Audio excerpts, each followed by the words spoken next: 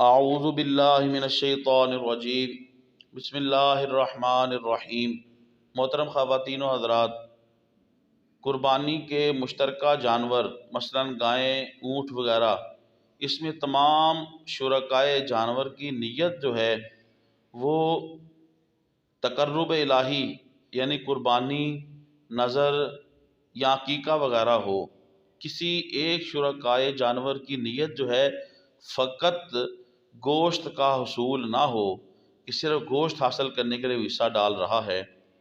واجب الاحترام محترم خواتین و حضرات، بعض لوگ اپنی لا علمی کی بنا پر اس طرح کرتے ہیں۔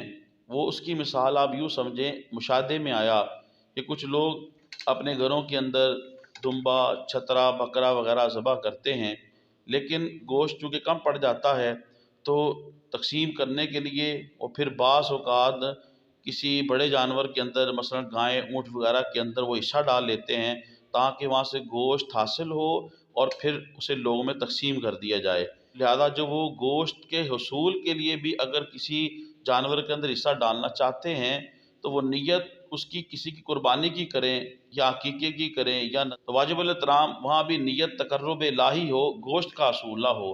ضمناً گوشت مل تو جانا ہی ہے، لہٰذا کسی بھی شرکائے جانور کی اگر نیت فقط گوشت کا حصول ہو تو کسی کی بھی قربانی نہیں ہوگی۔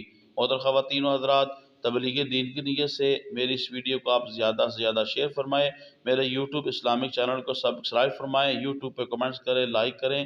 اللہ پاک آپ کو جزائے خیر دے۔ السلام علیکم ورحمۃ اللہ وبرکاتہ۔